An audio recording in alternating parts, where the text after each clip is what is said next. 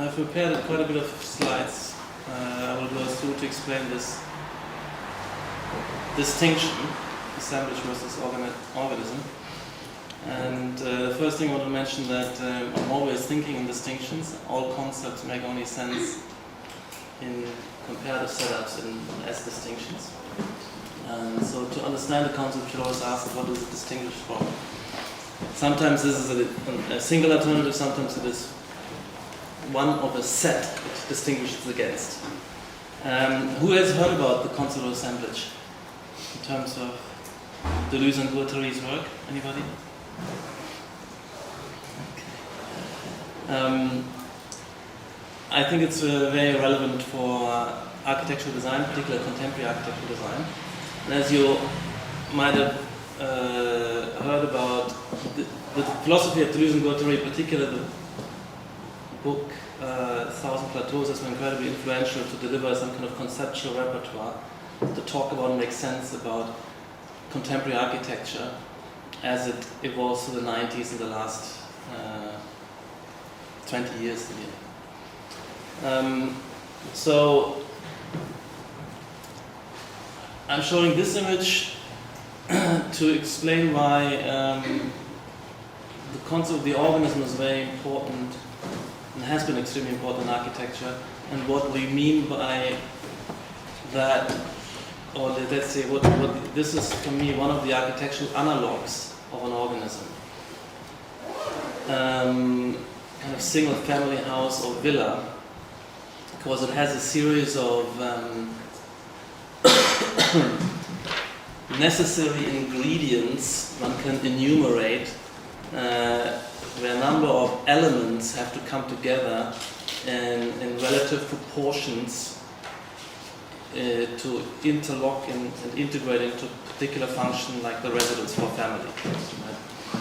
And that's the same like an organism. An organism is a creature which has multiple organs and parts which integrate into a functional whole or unity or unit of interaction, which usually is also characterized, particularly the animal organism and the human organism, by a finite and innumerable set of elements and parts where you can either add nor subtract without creating a kind of monster. And this is the same with a house. Such a house will have a garden or a parcel. It will have an entrance, and it will have the usual sets of spaces one talks about: a living room, a kitchen, a dining room, a series of bedrooms. It's very difficult to me. You could maybe, in this case, add or subtract a bedroom, but it would make no sense for us to have a second entrance. It would disturb things. We wonder, is that two units? Is that one unit? You're already confusing the organism. It's as if somebody has a second mouth or something. It becomes a puzzle, or there's no meaning in adding another kitchen to such an ensemble, because we don't know what that space would be for in that duplication. Or you would start worrying, is that one house or two houses? You can no longer count 1, 2, 3. So typically also in traditional architecture, we also had the feature of symmetry and proportion in terms of the built artifact. So that's very analogous to an organism where you have, each one has a particular number and place. So you have one mouth, one nose, 2 ears, 2 legs, and a third leg wouldn't make much sense. A third ear would be monstrous, anything like that. And you could say something, and this I think very strongly relates to what we call type in architecture. It's these kind of, I call them form-function unities, where the very clear set of related functions which have a standard or stereotypical set of forms instantiating or delivering these functions. And these form-function fusions are these types, like a church. And you have immediately the function comes with a ready-made kind of image or spatial figure, the basilica type, for instance, the cross-shaped plan and the steeple, and so has also a series of necessary parts. So the villa, the church, the palace. These are the elements of traditional architecture. They were all organisms, and they were all kind of types, or nearly archetypes.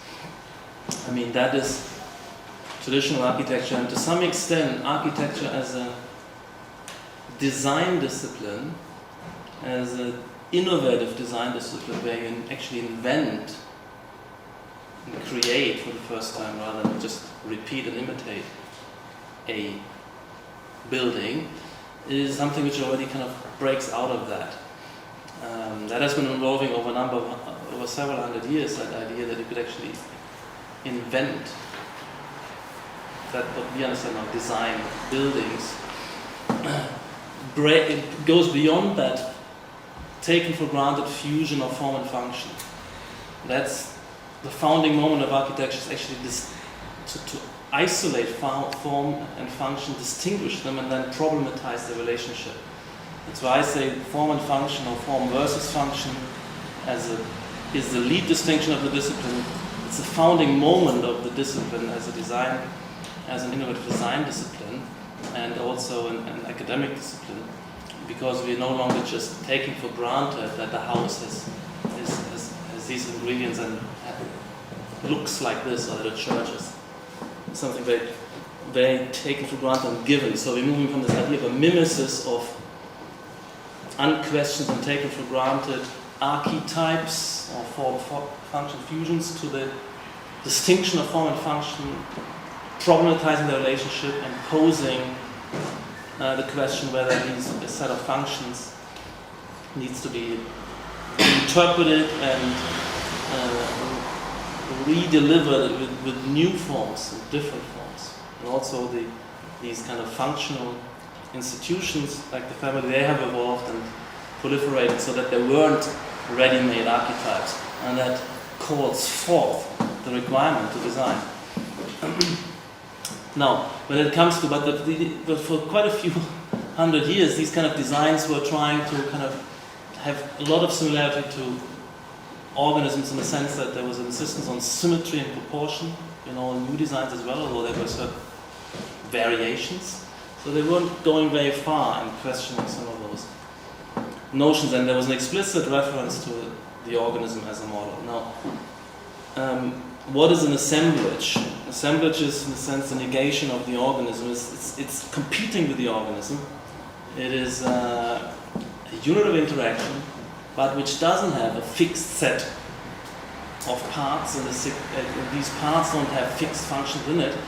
An assemblage is some kind of a gathering of elements drawn together to deliver a function which might only be a temporary unit of interaction. Now, I keep showing this image in many ways, and I will talk about it again.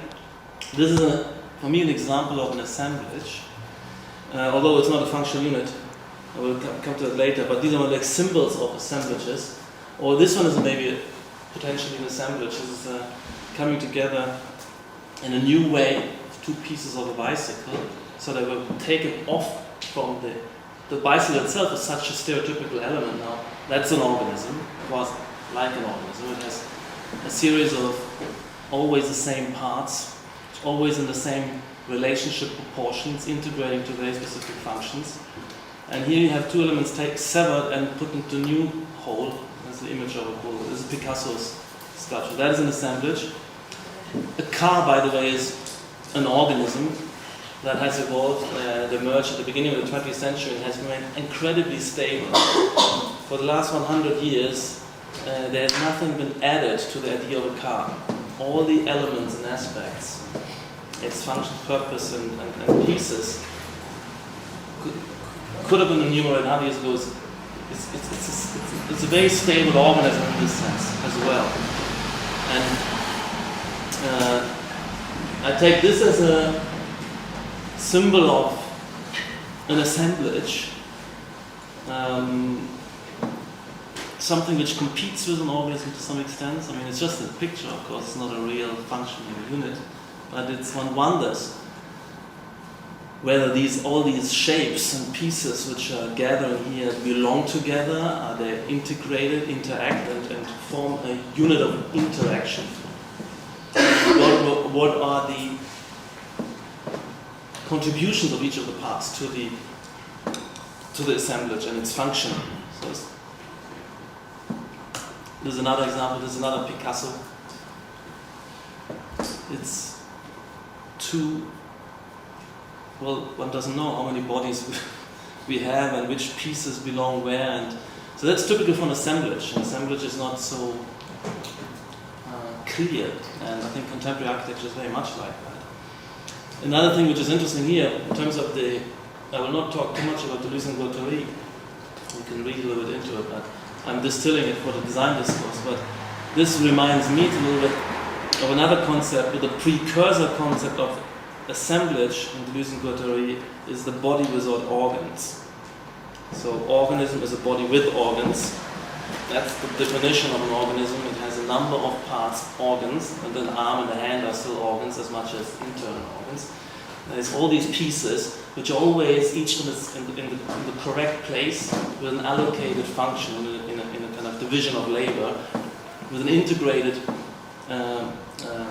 functional capacity, right? So that is the body with organs, and an organ means that something that always has a particular shape, place, and function. And the body without organs is something like this. What the phrase they used before they came up with the phrase assemblage, it's basically the same thing, but the connotations are a little bit more coming out of discourse on psychiatry, which there are two books which correlate where the two authors have written. One is 1,000 Plateaus, and the precursor book is, got the names now, both together called something, considered to be one coherent work. So the body without organ was the discourse that the human body with all its parts, these parts might no longer be, when it comes to sexual intercourse and relationships and pleasure production, these assume new meanings and forms, and are not so clearly purpose-driven. So that reminds me of this as well. As a kind of, not that Picasso knew anything about this, but in terms of Deleuze and Guattari, the concept of body without organ were things like sexual perversities and all sorts of body parts in all sorts of constellations and configurations could become kind of quasi-sexual organs, and not only the kind of proper organism sexual organs. So this is an assemblage to some extent, and that you draw the next time there might be additional pieces and pieces in number adding and taking away potentially. And modulating the operation of the assemblage, whereas the definition of the organism is, in the sense, you can't take anything away, nor can you add. There's a sense of completeness, nor can you mess around with proportions, and that became the classical definition of beauty: symmetry, proportion, and the criterion was, it's reached perfection of beauty if you can neither add nor subtract. That was Alberti's definition of architectural beauty, and it applies to some extent to the creations of classical Greek and Roman architecture. This is just for my current year student that we're trying to create the kind of house and in reference to the Maison Domino, and we're going to create an assemblage to some extent of various parts, which includes vehicles, various kinds. But this idea of houses and cars, obviously, there's a long tradition with respect to figures like the Corbusier, Gropius, the modernists. To some extent, and sometimes even the car was integrated as well in the house design. There's a Mies van der Rohe building where the whole house distorts according to the curved trajectory of a car driving into the villa. And Corbusier's Villa Savoye has this kind of receives the car, so there is already gestures towards that, and we're going to radicalize that. But obviously here in the modernist era, there is every part is very distinct. So the car is infusing into the house, it's never confused with the house. And all of the modernist architecture, for instance here the staircase, is about discrete objects coming together, integrating. I mean, certainly with certain geometric alignments and formal affiliations, but it's all about separate parts being aggregated. But these are not assemblages, they are all these houses, and the car itself, obviously, these are organisms. But Corbusier did himself design a car and sketched a car in 1928. Some kind of precursor of the Beetle, if you like. And he designed the city for the car, the Ville Contemporaine. And he designed this kind of master plan for Paris also with the view of the car, and the grid was based on kind of car speed, and actually this was sponsored by a car company, which is rarely mentioned. And this is obviously an ongoing discourse in architecture. This is Buckminster Fuller who designed the house and the car. And they're similar, but they've never fused in a way, and they're trying to say fuse. Now I just brought out some of these quotes that this kind of comparison between the animal organism and architecture has been within architectural theory from the very beginning of architecture. I mean, architecture for me starts with Alberti 500 years ago. The Gothic isn't quite yet architecture in a sense because it's a transitional from what I call tradition-bound building, which is the Romanesque. It's basically just traditional mimesis. There's no much thinking going on. It's just there's no architects in existence. It's just workers repeating things without drawings and without writing. Gothic, they start to have partial drawings, but they don't have writing yet. They don't have architectural figures yet. The transitional period, and in the Renaissance we have fully fledged architecture, which for me always comes with drawings and writings. And authors, I mean designers, authors. Then you have architecture complete, and that starts with Alberti. And it's the first time you also start to have fully designed buildings, which are not necessarily built, but they're fully designed with plans, sections, elevations, perspectives that never existed before. That accelerates the history of architecture very, very much. So this is from Alberti, saying just as with animals, members relate to members, so too in buildings, parts ought to relate to part. Each member should therefore be in the correct zone and position. It should be no larger than utility requires, no smaller than dignity demands. So there's also this kind of idea of a fixed arrangement of size, of proportionality, etc. And that ties into the concept of beauty. Beauty is a form of sympathy and consonance of the parts with the body, according to a definite number, outline, and position as dictated by Concinitas. It's a kind of phrase, his phrase for something like harmony. The absolute and fundamental rule in nature. This is the main object of the art of building and the source of her dignity, charm, authority, and worth. So there's a direct comparison, and the model of the animal organism, or human organism is sometimes also already in Vitruvius, is the guiding paradigm, let's say. And then there's a third quote, look at nature's own works, right should match left exactly, so that's symmetry.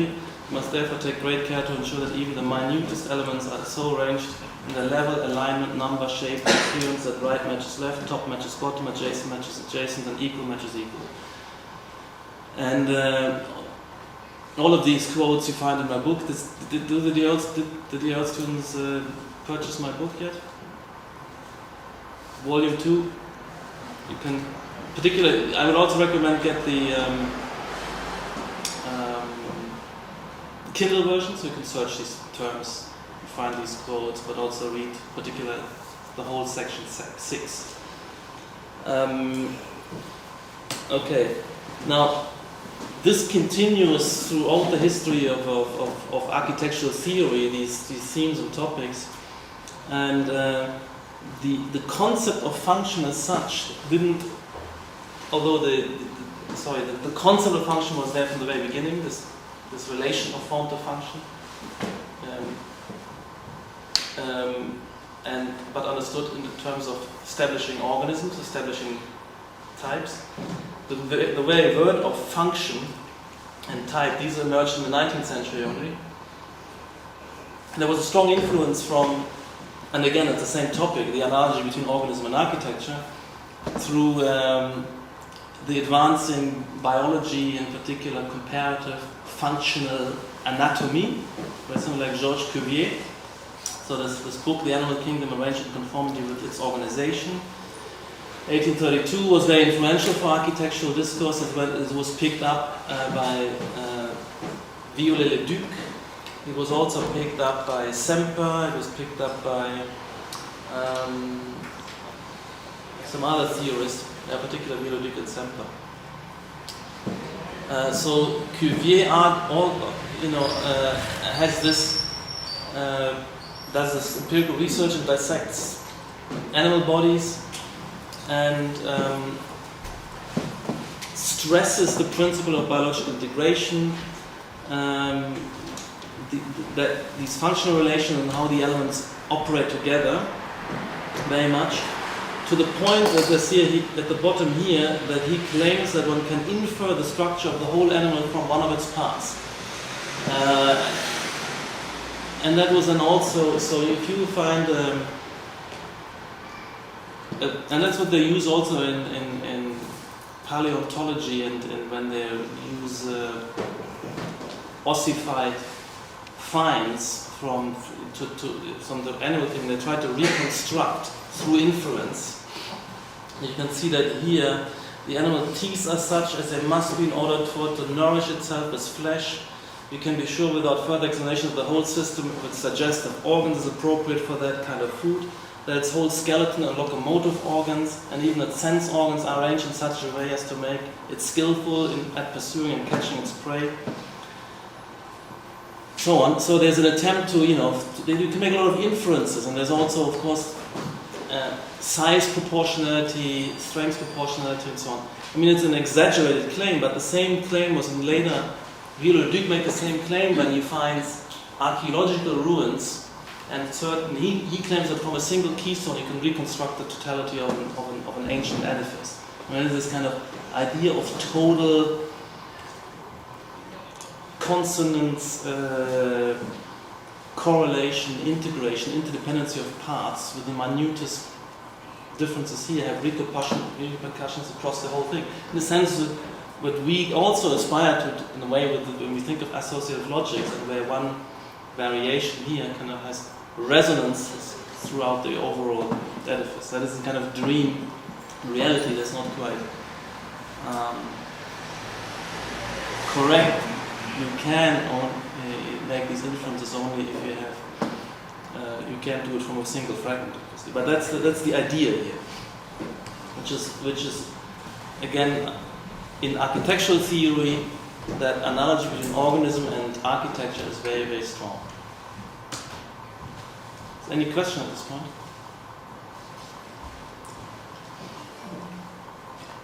A car, do you call it an assemblage or an organism? The car? A car. An organism. Oh, but it's also sort of an assemblage. No, the car is, as I said, the difference here is what if this becomes totally typified and stereotypical. So the car always has these four wheels, these 2 or 4 doors, the front, a back, seats, a steering wheel, an engine. I mean, there's a total, and this configuration has been absolutely stable for at least 80 years, I would say 100 years. So that is an organism. It's something very, very stable. You can't add a 5th wheel, doesn't make sense. Okay, there are some with the 3rd wheel in the center. I mean, this is their variations, right? But there is, you can't have something missing. And it's also the purpose of the overall is very clear. It's always this locomotion that driving on streets. every piece has one function. The steering wheel is only one. In an assemblage, things would have, it would be very loose, it would always be different, and the pieces would have different multiple functions. So the steering wheel would not only be the purpose of steering the car, it would maybe have other purposes. That when you take it off, it becomes a fifth wheel or something, or it becomes a fan. You think of an assemblage this way. So the car is definitely a very, very typical example of and most of our artifacts are organisms in the sense. A mouse, they become so typified. At the beginning, there's a kind of bit of at the beginning or before they, let's say, typify, there's a moment of fluidity and openness, right? But then these things often settle into very, very clear types. Like the mobile phone became something else. It was a moment of confusion, and it suddenly had new functions. It wasn't only to dial numbers, suddenly to type.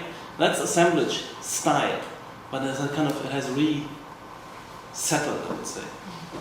The Rüsker also use these phrases, kind of deterritorialization and territorialization. So I will come to that,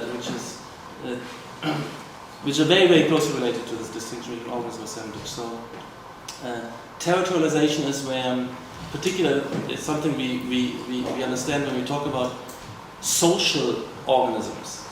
Right? A social organism, so for instance, a firm, a company is a social organism, or a family is clearly a social organism in the sense that you've always a certain set of parts, meaning participants. You have a father and a mother, and you have children, and maybe you have a grandmother and a grandfather. So they're kind of they're necessary components which belong to a family, and they might pick up typical roles. If they have typical functions, contributions to the overall, then it's like an organism. And it becomes this kind of institution or social organism. See, a company, a firm, typically mid-20th century, it has a CEO, it has a finance department, it has a personnel department. These are the organs. And of a certain size, they need to be there, right? And these functions need to be carried out. And usually they will be carried out by having specialized organs, and then the HR department is only responsible for that. Nothing to do with finance. And the finance officer is important for finance. And this means their domains of competency, I use the phrase now, are territorialized. And sometimes it becomes very angry. You say, don't be so territorial. And you say, no. In a team, it's the same. I'm in charge of this, and you insist on this territory of domain of competency. And that's typical for a social organism.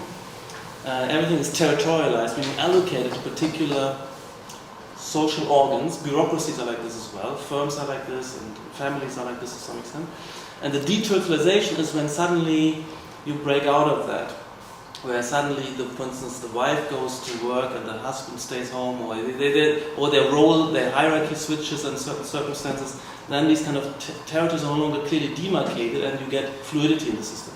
And that is something which obviously happened very strongly in the 60s and 70s. And that's why this philosophy comes up, conceptualizing that in the 70s.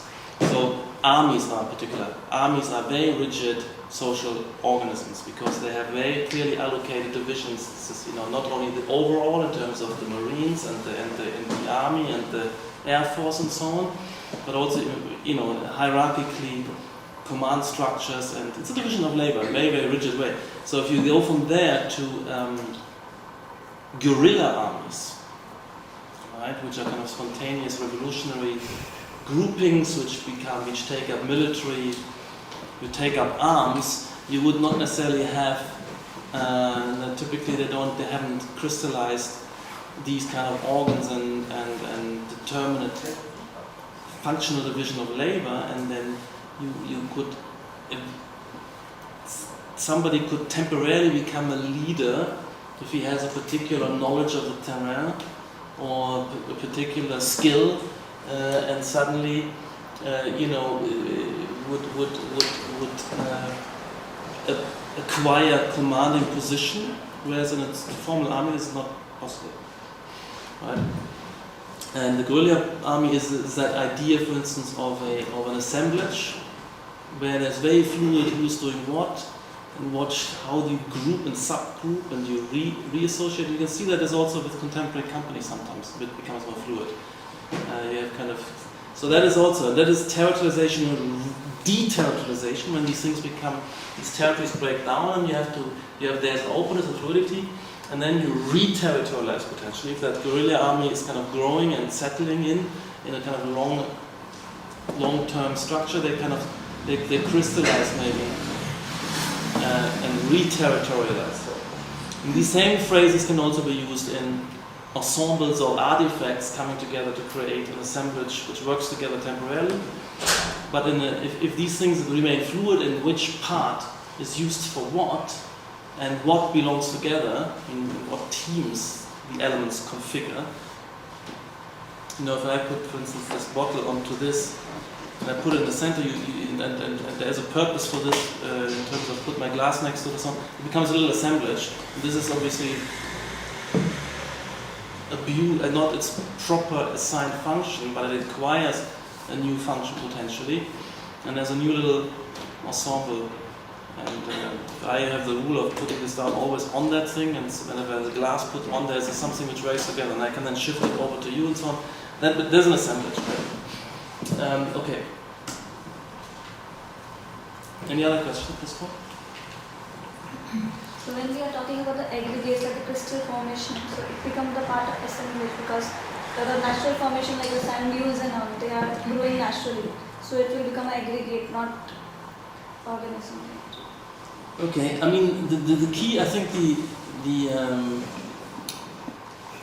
problem when you just observe nature, I mean inorganic nature, there by itself it is neither assemblage nor organism. Why? Because there's no functions, no functionality, no purposes. I mean, once you go into the world of biological organisms, you have one overriding function, which you don't have in nature, in an inorganic nature, which is the survival and proliferation of the organism. And for that over the global criterion of success or functionality, survival and proliferation or prospering of the organism, that has then a series of sub-functionalities in order to survive and prosper. That organism now has to, for instance, needs energy, needs to feed, and it needs to breathe. These are fundamental things. And to do that, it needs to kind of then, as a subsidiary, it needs to move to the place, and then needs organs like legs and the mouth to eat and to breathe and eyes to navigate and so on. So that is all. In a dune or something like this has no, there's no élan vital. It's not alive. There's no purposes. Now, and artifacts, in a sense, they become assemblages or organisms for the purposes of human beings, using them. And if a series of artifacts or a house with its embedded artifacts, that does, I think, can align with an organism. It has a purpose, and the purpose is to sustain the human owner. And with respect to this purpose, various roles are allocated to the pieces.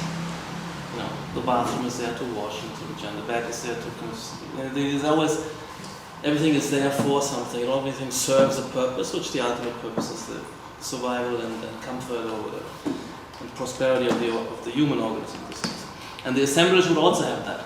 The assemblage is only just something which is here gathered, like it's an accidental, coincidental gathering. Is not an assemblage unless somebody starts purposeful interaction and treats that as an aggregation where these things start to work together. If I use, for instance, this to place this on top and then to carry it, then these two, they interact or something like this. but by themselves, left alone, they're not. So we continue. Any other question? Yeah. Would you consider Pavlov-led deterioration? Pavlov-led, which one? Chumi? Chumi? Because in my opinion, that's all about this, the breaking actually of this systematic view of the usage of these components. Yeah. I mean, there's a lot going. I agree with you. That's a very. I have an example image also. And that's actually I mean, stairs are not used as stairs, and it's true. And they work in Peter Eisen as well, like columns, displays of their meanings. So, what's your opinion on this? Well, I mean, certainly the project of Chumi and some of the Eisman project, they are not establishing organisms, and they are violating a lot of traditional architectural ordering moves.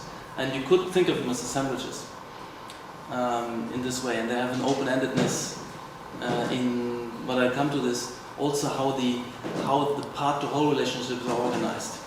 Because within what becomes interesting within an assemblage is that although there are several parts, they don't have clarity with respect to which sub-parts or subsidiary groupings with a subsidiary function they belong to. There's this kind of continuous multifunctionality of the elements, and to some extent also the kind of ambiguity with what belongs to the system and what is outside the system, and then something is drawn into the system and something else is discarded.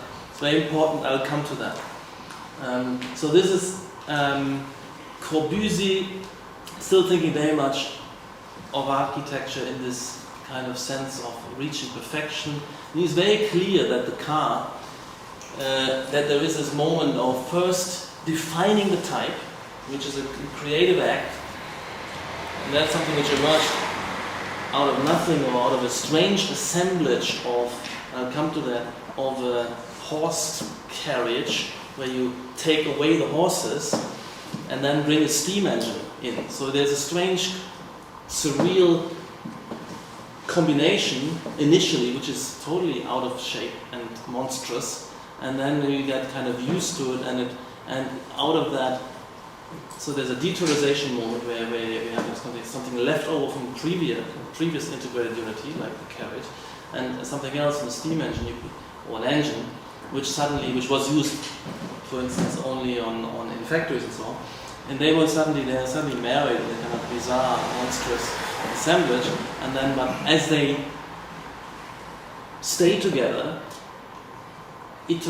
iteration, they emerges a certain constellation of parts, which becomes routinized and territorialized, and then becomes the organism of the car.